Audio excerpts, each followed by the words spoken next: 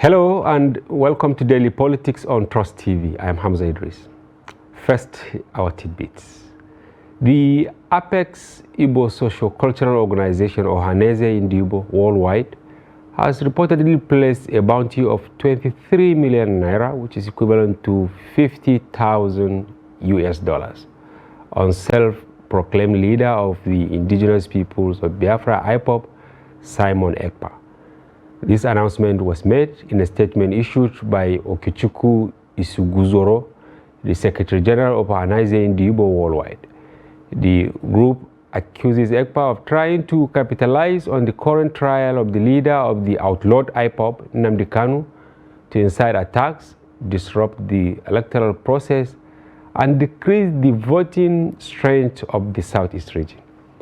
Haneze Igbo worldwide has also called on Interpol to arrest Ekpa and urge the Southeast governors to follow the example of the Abia state government and declare public holiday on the 23rd and 24th of January 2023 for people to obtain their PVCs before the deadline on 29th of January.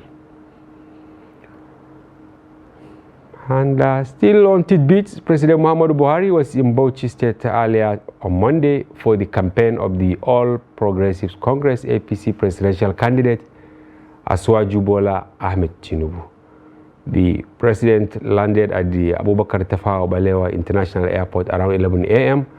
and was received by Bauchi State Governor Bala Mohammed and his Gombe State counterpart Inuwa Yahaya, National Chairman of the APC Senator Abdullahi Adamu, among other dignitaries. However, reports have it that President Buhari abruptly left the campaign venue when the light went off shortly after the national chairman of the APC, Abdullahi Adamu, mounted the podium and began delivering his speech. Afterwards, Buhari departed for Lagos, where he is scheduled to begin his two-day working visit to unveil several projects, including the Lekki Deep Seaport, the Blue Line Rail, among others. And finally, the Atiku Okowa Presidential Campaign Organization has called on the National Drug Law Enforcement Agency, NDLA, and the Economic and Financial Crimes Commission, EFCC, to investigate and prosecute the presidential candidate of the All Progressive Congress, APC, Bola Ahmed Tinubu, over allegations of drug trafficking and money laundering. The PDP campaign organization also called on President Muhammadu Buhari to protect the integrity of the Nigerian military and the sovereignty of the nation by summoning a meeting of the National Security Council regarding the establishment of an alleged parallel army codenamed the Jagaban Army set up by Tinubu. They have accused Tinubu of having a history of corruption and criminality and stated that his lack of academic records, unresolved money laundering investigations, and drug trafficking charges make him unfit to be president. They also call on Tinubu to drop his presidential bid for the sake of the country. Using this cabinet, if you must ask for equity, you must come with clean hands. Mr. Festus Keyamo, who happens to be in the APC government, is using the privilege of being in government and also using his own chambers, which should be a conflict of interest, to terrorize a candidate they are afraid of. He, while serving as a cabinet member and campaign spokesman, remember, as a cabinet member is being paid by the taxpayers' money, is using the official privilege and the powers conferred on that office to intimidate agencies of government, including going to court and filing a case against the agent of the same branch of government to which he belongs. And this is happening at a time when the president told the world that he's going to deliver a legacy of free and fair election. So now it's raising concern. People are beginning to wonder whether it is the president who is, by proxy, using this cabinet member to infiltrate or influence or intimidate the agency of government. Danladi Umar, if you remember vividly, the chairman of the Code of Conduct Tribunal admitted on March 24, 2016, in the case between the Federal Republic of Nigeria and Bukola Saraki, that he discharged Tinubu in error. On the discharge of the former Lagos State Governor, I quote, by the tribunal some years ago, simply because the Code of Conduct Bureau failed to fulfill the condition precedent.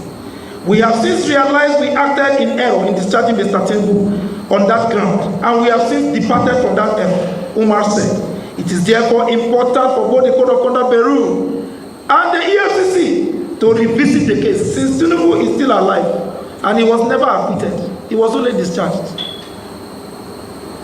Apart from the links to drug lords, Tinubu has also cornered the finances of Lagos State through several means, including land grabbing. We now have the special advisor on public communication to the PDP Presidential Campaign Council, Frank Shaibu, joining us virtually to give details on the briefing. Welcome to the program, Frank.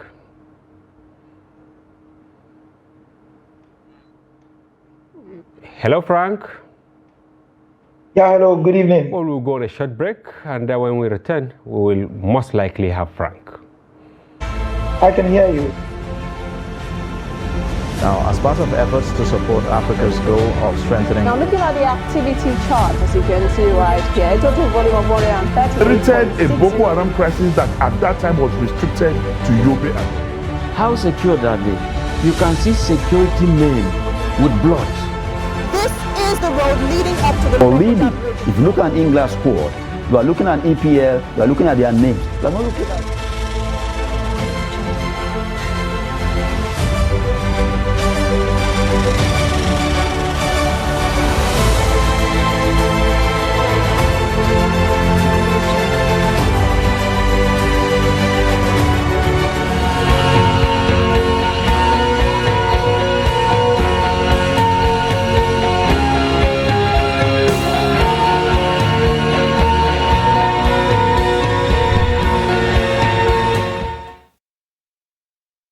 Yes, welcome back.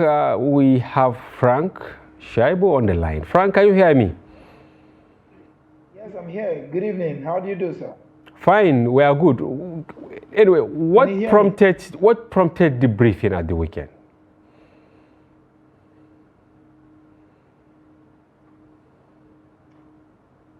Hello? Yes, what prompted the press briefing you held at the weekend? What prompted, on what grounds, why? At this time of the campaign? Well, the press briefing was precipitated by a shocking discovery we made in some of the documents we took a look at, particularly as it relates to Mr. Ahmed Bola Tinubu. And that was why we had to let Nigerians know the character of the candidate of the All Progressive Congress. What are some of those documents? Like what and what? Particularly, the document in question has to do with a petition written by the former managing director of Alpha Beta Consulting Limited, a company that is owned wholly and solely by Mr. Ahmed Bola Ahmed Tinubu and has been there since 2002 while he was governor, against what we call the Code of Conduct Bureau and the Public Service Act. But you know, Frank, even if you say that company belongs to him, most likely he must have resigned when he took a political position, right? No. The company was established through proxies in 2002, and Mr. Akpara, who was the managing director of the company, was the one who proposed the idea of setting up a company that will collect revenue and taxes on behalf of the Lagos State government. These he agreed to and did establish the company, and he had his first cousin, who later became governor of Osun State, Mr. Oyetola, and one other as shareholders in that company with 70% shares. Now, what prompted us and what prompted the press conference?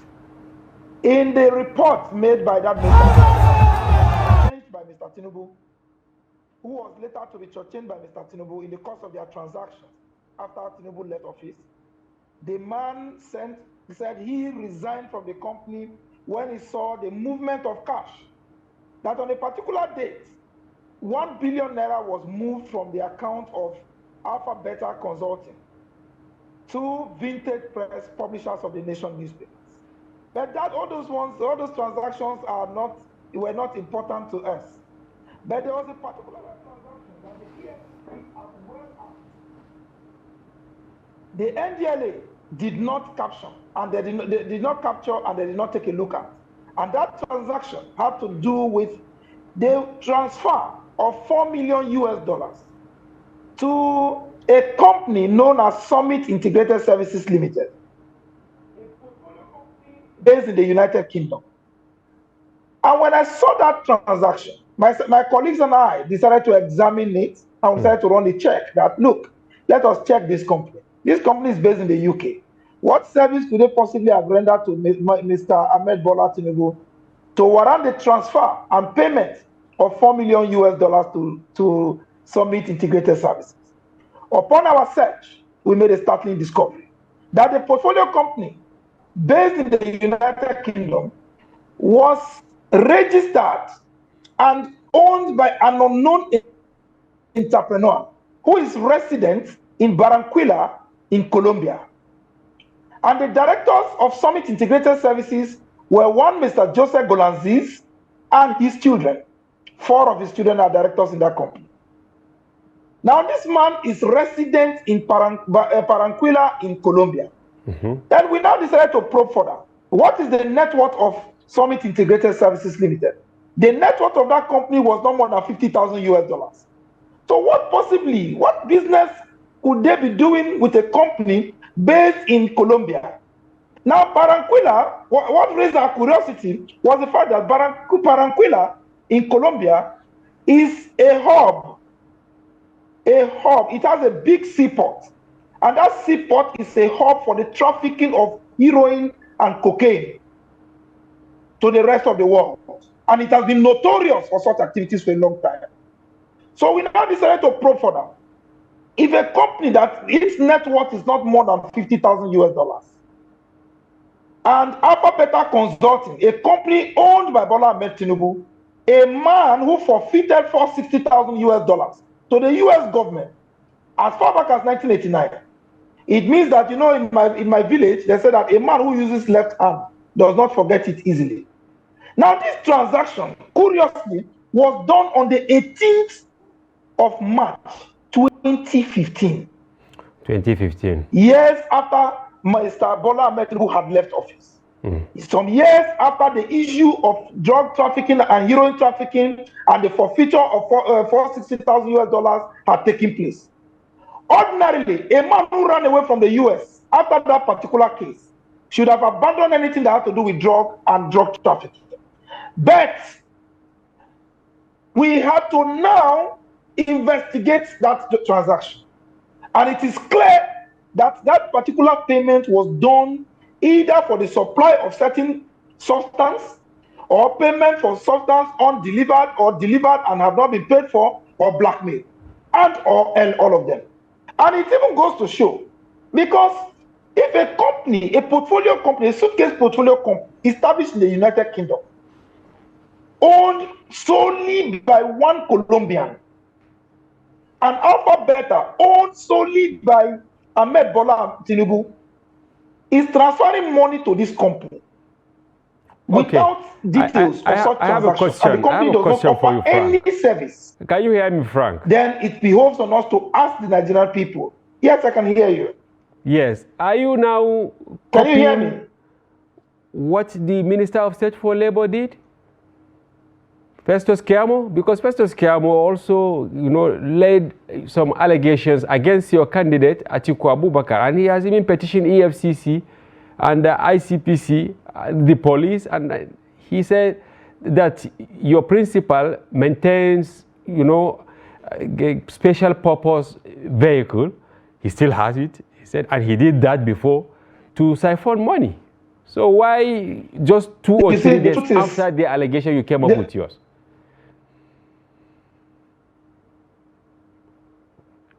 There are two different things, my dear brother. How? These are two different things. How? And besides, that particular allegation is before a court of competent jurisdiction. So it will be prejudicial for me to speak on it. Simply prejudicial. As it is, this has nothing to do with whatever accusations or allegations or spurious claims he may have made. But what we are saying is simple. It is about drugs, illicit drugs. I remember that the NDLA, sometime in 2021, said 33% of young people in Lagos State are involved in the intake of hard drugs and hard substances. And what that represents, that is a state that has been ruled and superintended over. Yeah, that's subject to verification, Frank. For 8 years. And he has been the one who has produced his successors. And if as early as 2015, this same character is transferring as much as $4 million to a man in Barranquilla in Colombia, then your guess is as good as mine. Okay, why did you went to the press? Yes. Yes, why did you went to the press instead of also maybe after putting your facts together to prepare maybe litigations against him?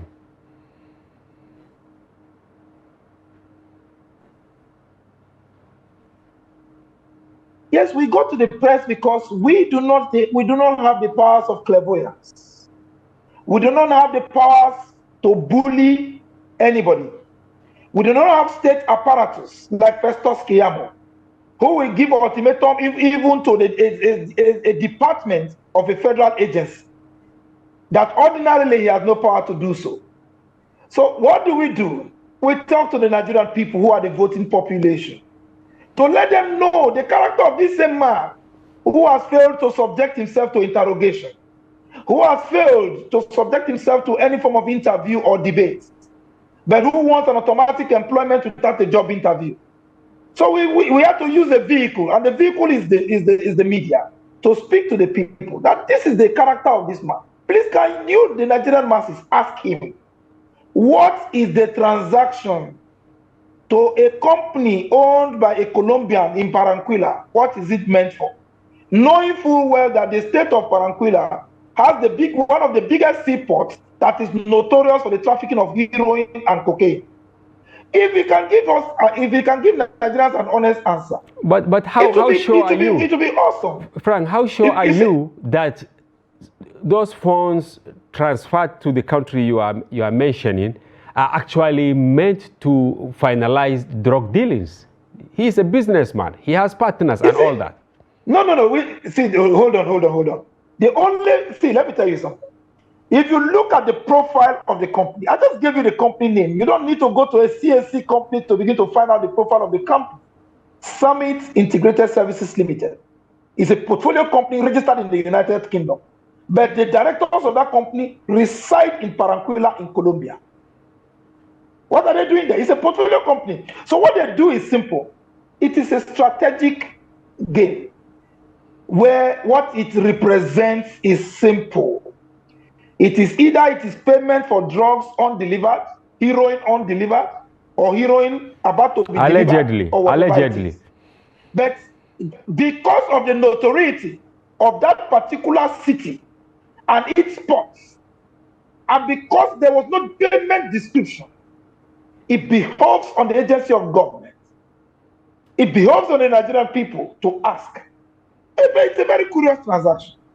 We didn't bother. He paid $1 billion to Vintage Press, publishers of the Nation News. We didn't complain. He paid to other agencies. We didn't complain. We have no issues with those. But a man who is associated with drugs, a man who has forfeited $460,000 to the American government because of his involvement in an illicit transaction involving heroin trafficking.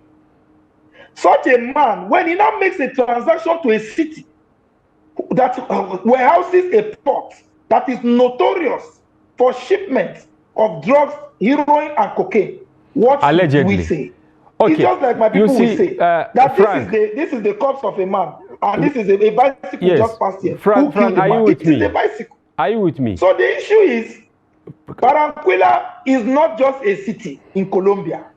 Okay. It is notorious for trafficking Frank, and transportation and export. I want to take you back. Heroin I want to take you back to what the first part of our conversation. What business is Tinubu doing in Barranquilla?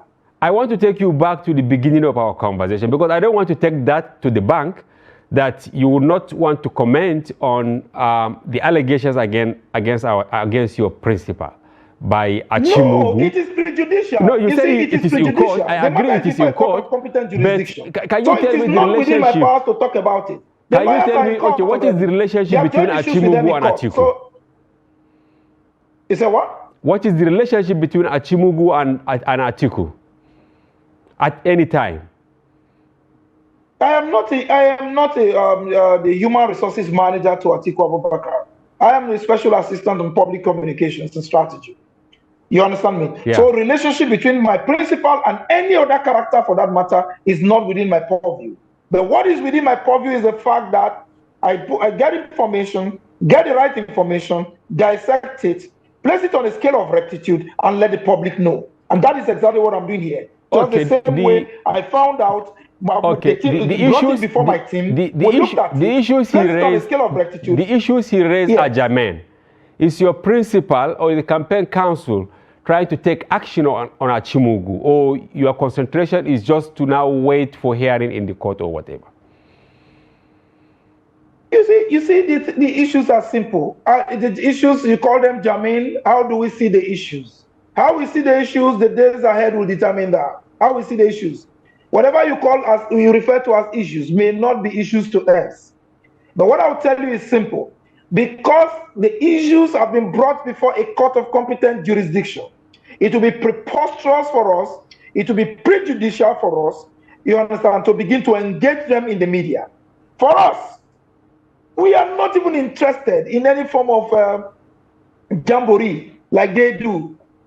You understand me? But the reason we went to the media by addressing the press only a few days ago, or a few hours ago, is the fact that a man who is aspiring to become president of the Federal Republic of Nigeria is an offshore criminal and an onshore criminal.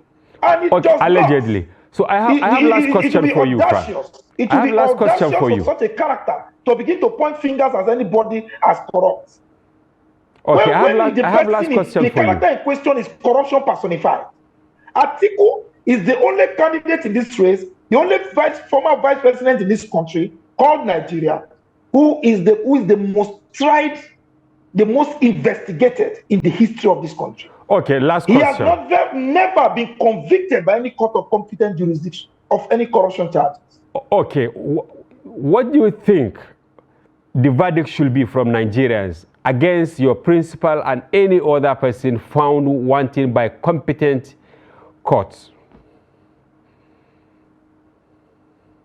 I beg your pardon, take it again, sir. Yes, I said, what should be the verdict of Nigerians if any of the candidates, be it Atiku, Tinubu, or any other candidate found wanting? What should be the verdict? The Nigerians should not vote for them?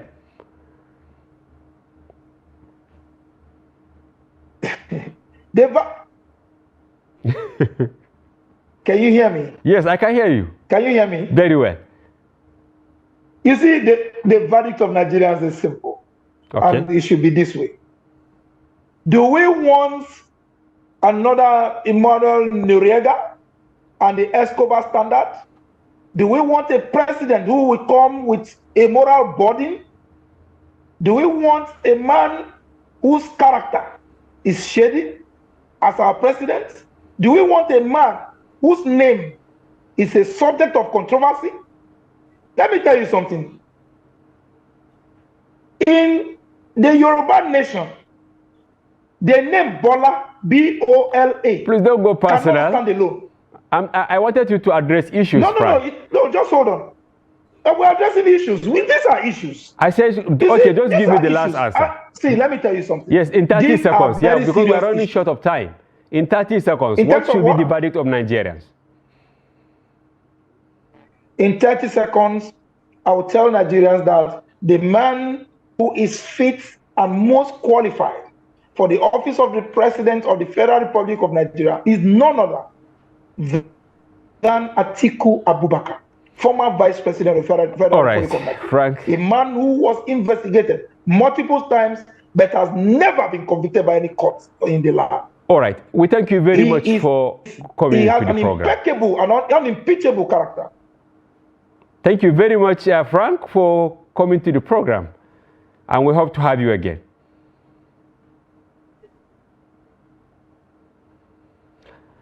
Well, viewers, we will take a break now, after which the program continues. Don't go away.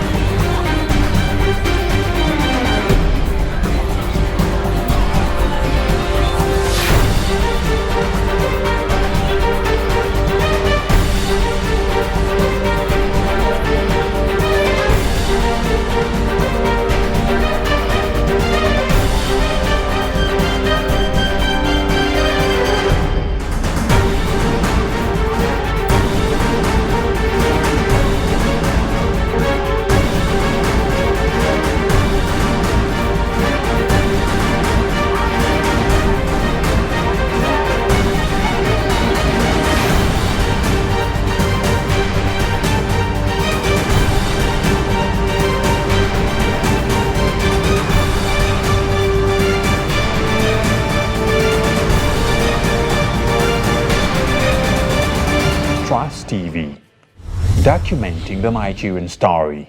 Nigerians, elections are here again. Let us shun violence. Let us play the game according to the rules. Do not be a thug. Say no to violence. Let's rise and defeat violence, crime, and sabotage against the peace of our nation. Nigeria is the only country we have. We must do everything to keep it united. We must avoid any act that promotes hate and disintegration. Say no to separatist movement, terrorism, fake news, hate speech, religious bigotry, and any act that tends to divide us as a nation. Watch out for strange gatherings and suspicious movements. Restrict access to sensitive documents and data, the disclosure of which may damage national security. Educate your staff and family, particularly on measures to safeguard information and report security breaches. Apply relevant legal security guidelines to protect yourself and your neighbors. Due to misinformation and wrong choices, some idle persons resort to vices in their greed to get rich quick. They resort to kidnapping, killings for rituals, and other heinous crimes. Avoid wrong use of the social media. Before you broadcast that false message, think twice. Ask whether it will promote peace or violence. For safety at home, still be security conscious. Educate your household on safety tips. Report all suspicious movements and persons to the security agencies nearest to you. Be a good citizen. Be patriotic. To pass security information, please call 0813-222-2105, 0915-339-1309, 0908-837-3514, or send a mail to dssPR@dss.gov.ng. This message is from the Department of State Services, DSS.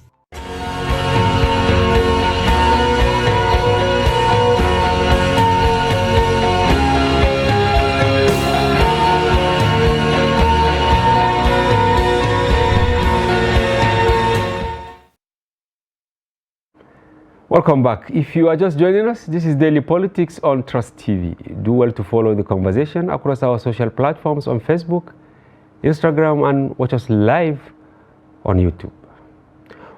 We now have the Director of Strategic Communications, APC Presidential Campaign Council, Dr. Daladebago, who is actually Koguna of Sokoto. He joins us in the studio to bring us up to speed with his party's presidential campaign.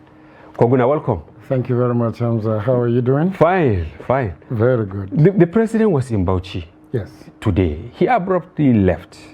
Some are saying power failure, some are saying sabotage, some are saying fracas, some are saying they don't want to allow Tinubu to talk. I don't know what happened. Well, whatever it is that happened, the fact of the fact remains that when we thought Kaduna had given us a huge crowd, we saw a crowd in Kano that was like from nowhere. Then we saw that of Adamawa.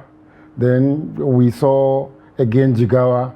Bauchi again today shows that there is a crowd.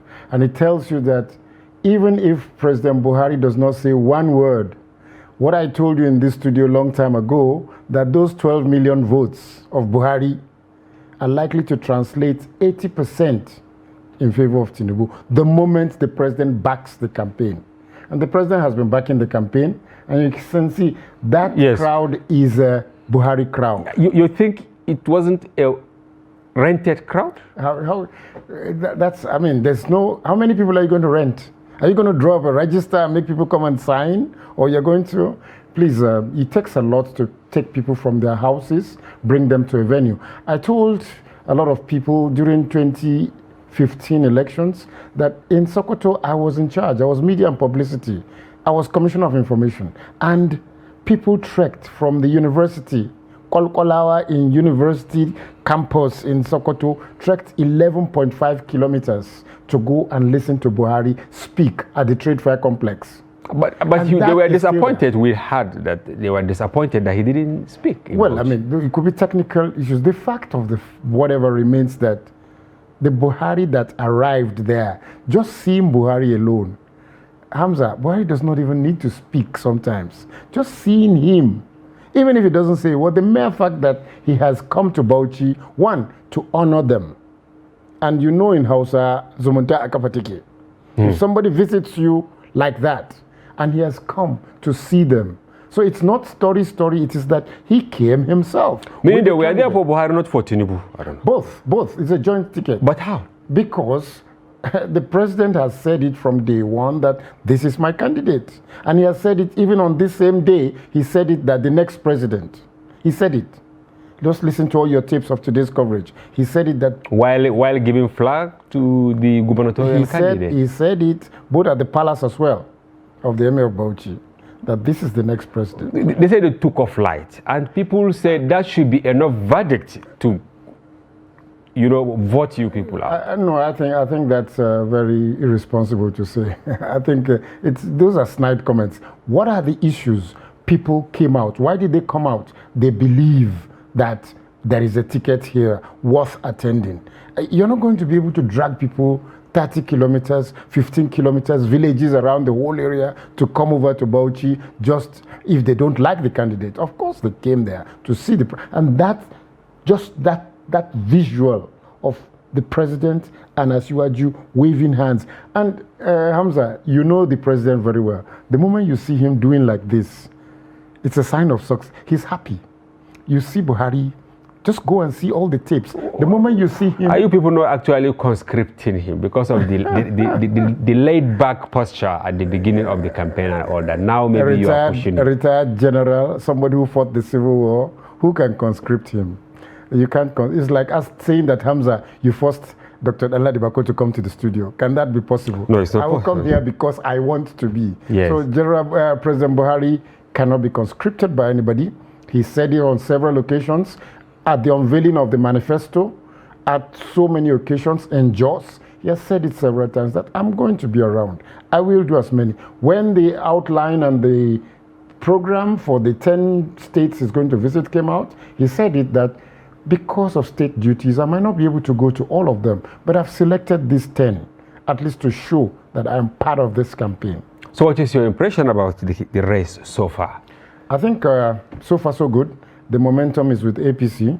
I've said it several times. Everything... We just had Frank Shaibu. He joined us virtually. He said the campaign is actually with them. Hamza, I'm not going to discuss people. I am a little too refined to go into those kind of discussions.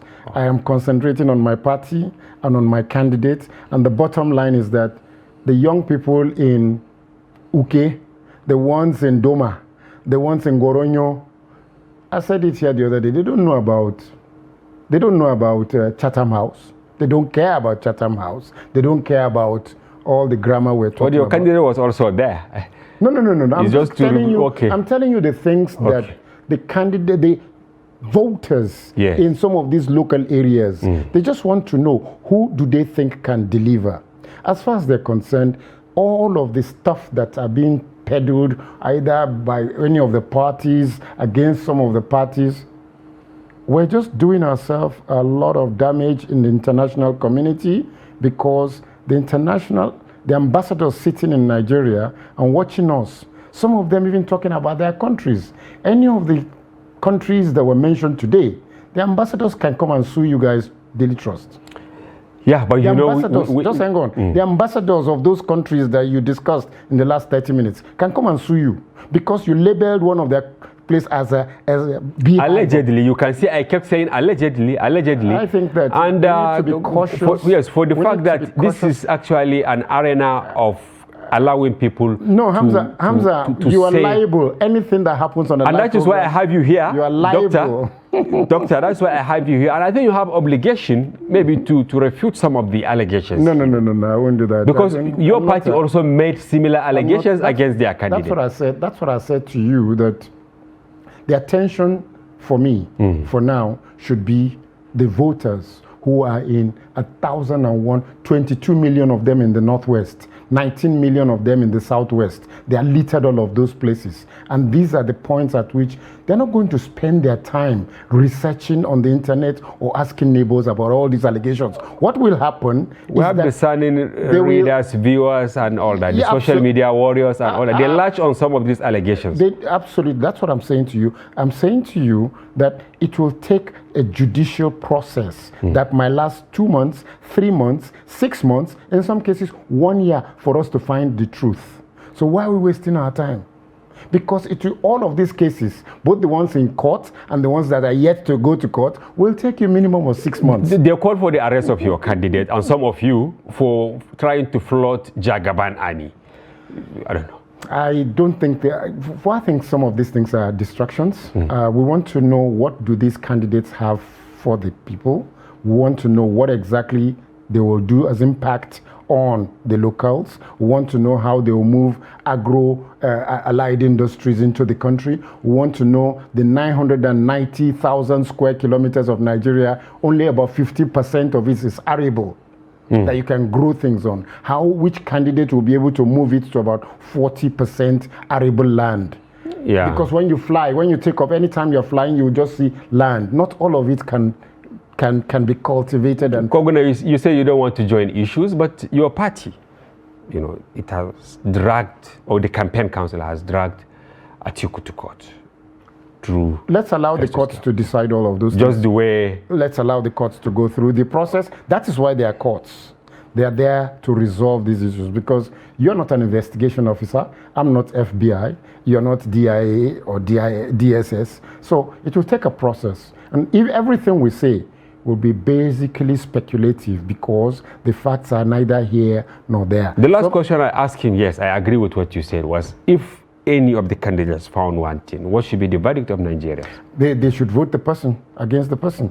Let me tell you also that everything that we have said about our candidate, the Department of Justice in the US gave a letter. I have a copy of the letter that cleared him in 2003. Cleared him. The Department of Justice and the United States Embassy in Lagos cleared him of all allegations because he was investigated all through. The letter was signed by the defense, the judicial, and the attaché of the U.S. Embassy in Lagos, Michael Bonner. It was signed February 2003. All of us have the copies. He was exonerated for all those things. So I'm not going to go back. So you are not losing sleep? No, not by... Hamza, yes. The crowd that came out in Bauchi today, they don't care about these allegations. The crowd that came out in Kano, they don't care. When Ganduje was speaking to the guys in full day in Jigawa yesterday, they don't care. And this brings me to the question, because that some governors will actually work against your candidates. Did you have something like that? Well, I did. I think they're not being realistic. Hamza, the reasons are twofold. One, all of what you've seen in terms of the crowd and the mobilization tells you that the governors are actually in competition as to who will outdo each other. As at one time, Kaduna seemed to be the best when it was Nasiru El-Rufai. The president was not there. Then we went to Kano, and we saw that the crowd in Kano almost outshone the crowd in Kaduna. Then, of course, we went to Adamawa, and we saw that the crowd in Adamawa was something else. Then we came back again, Kwara, the crowd in Kwara. So the governors are doing their best to try to support the candidate. That's the first part. The second part, Hamza, is that there's no way you're going to explain to Nigerians in 2027 that after 8 years of Buhari, that another candidate from the north wins or becomes president.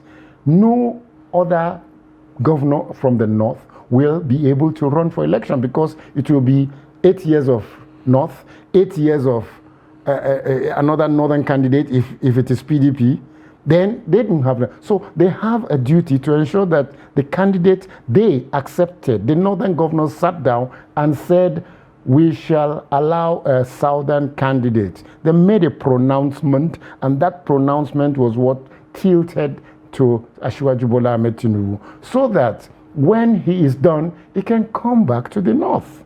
That's when they will now be in run. If another candidate from the north wins after Buhari, they will not be able to run. They won't have a local standard. So it's in their interest. You are losing some of your members. If I agree, you said the people will actually slug it out with the governors, right? And the governors maybe are trying to outshine each other. No, it's a show of love for Asiwaju. Not definitely that they are just fighting. No. It's a competition. It's let's see who is more on ground. Okay, from the manifesto, what is there for the north?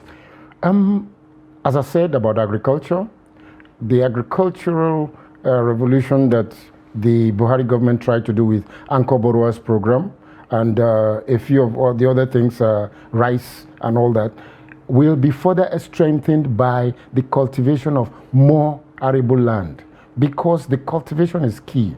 That's the first part. The second part is that more intense agricultural will be focused. Cocoa, textiles, all of those things that will be, there will be a link between growing cotton and the textile factories, as used to be in Kaduna. In Kaduna, there used to be United Textiles, Ariwa Textiles, and the cotton farmers in Funtua, right up to Giwa, right up to Katsina. They were making business. Today, nobody grows cotton because we get cheaper atampa from China. And most importantly, or sadly, because of insecurity. Because some people are saying, you people are trying to sell Tinubu. Now you've said part of the manifesto is to revitalize agriculture. Buhari made this promise. Yeah. Now, 8 years down the line, no, he made a promise. People are at home. They can't. If they cannot. In fact, they are at IDP camps. They can't even go to their farms. No. All the IDP camps in Borno have been closed down. All of them. But we have opened many in Niger. We have some in Benue. You have some in Zamfara. Even though the governors, they say they are deliberately closing the IDP camps because they know that people will hold them to account for not taking care of. No. I think that banditry has reduced.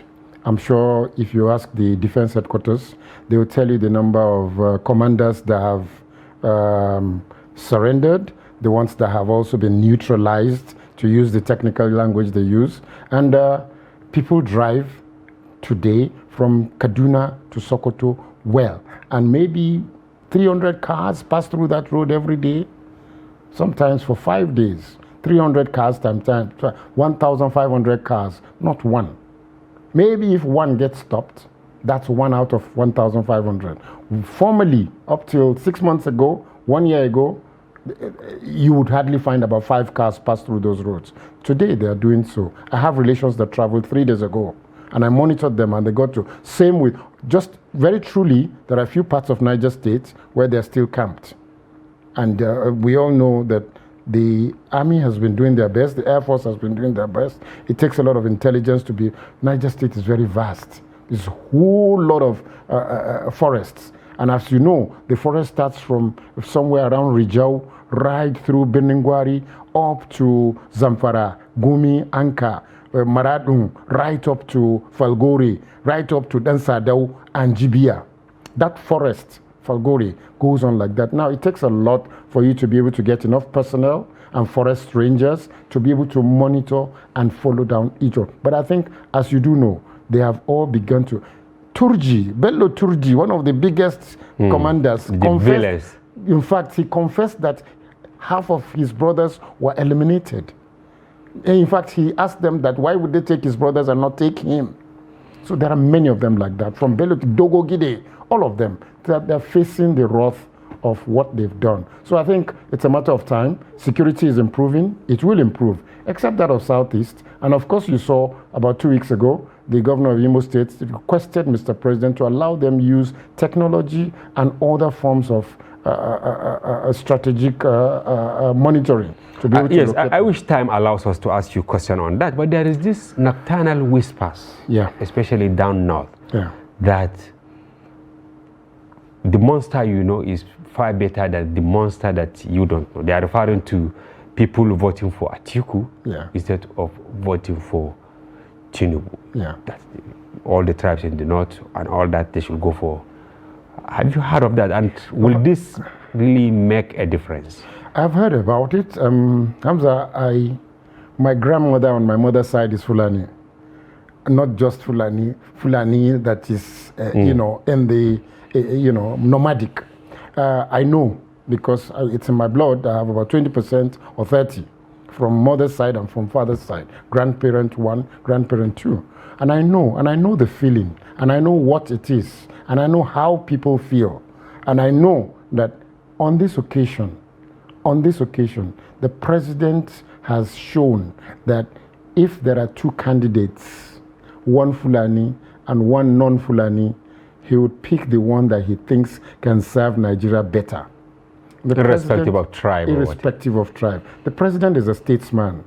The president ran for 3-4 times and he didn't win. And yet he didn't abandon Nigeria. In 1983-84, he was the one that said that we have no country apart from this one. And President Buhari is a patriotic Nigerian.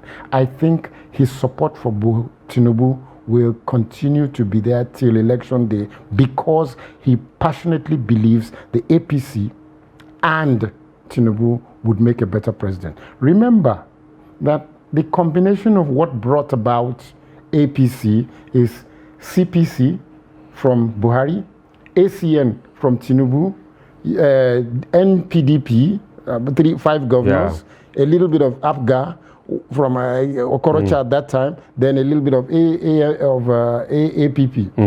Now, in the whole of that, CPC has produced a president. The largest part of that combination was, even when CPC did not have a governor, ACN had 4 or 5 governors. So they yielded to CPC to produce the president because of the capacity of President Buhari.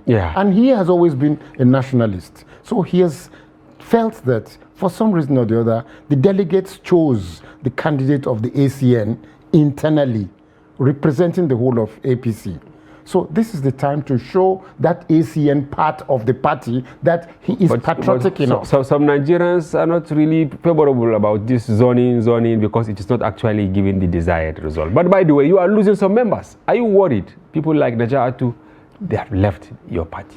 There are others. Member of the campaign council. There are others too who are making efforts to come in.